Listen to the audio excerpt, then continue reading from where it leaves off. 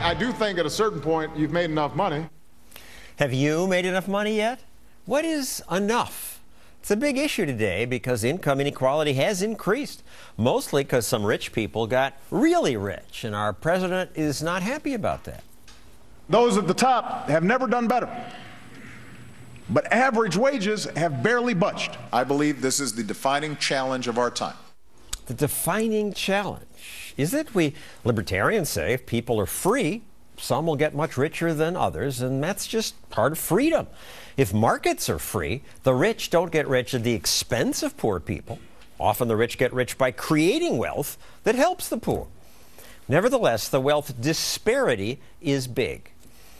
The top 1% holds more wealth in America than the bottom 90% of the country combined. Take the heirs of Sam Walton, founder of Walmart. None of them founded Walmart. None of them were created equal either. The six of them have more than $140 billion in wealth. And it's money that keeps growing.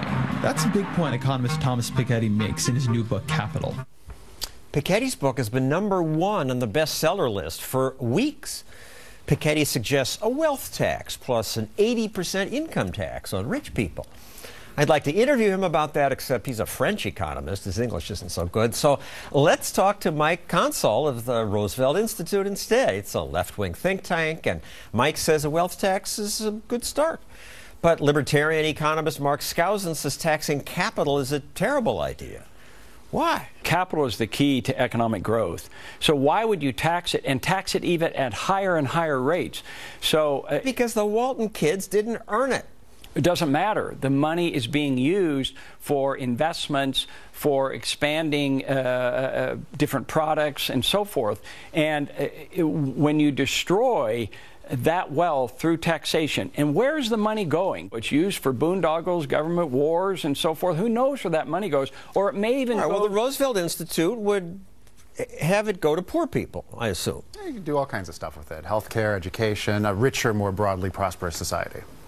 Well, that would be nice if the money would go there. But unfortunately, it is going to the welfare class. It is creating a dependent class that is very destructive. Yeah, and Mike, one of the reasons, John... Let's talk about that. Well, there's two separate issues. What the government does with the money is, I mean, we have a broad commitment to making sure people have education, health care, safe retirements. I assume you're in favor of growth. You're in favor of creative destruction. Right. You know, right now we're in a situation where most of the growth in our economy is being captured by the 1%.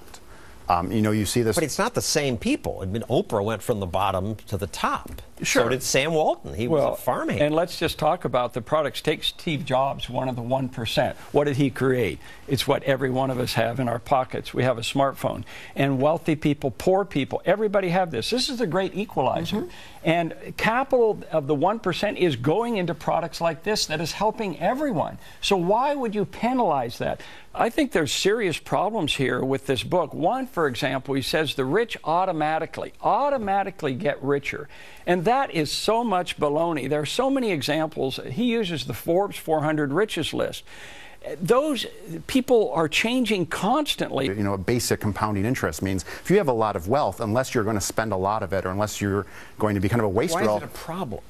Well, part of it is just the legitimacy of capitalism. I mean, if capitalism is not generating a lot of reasons people like capitalism isn't necessarily this kind of libertarian frontier argument, but that it's the best system we have for generating broadly shared prosperity.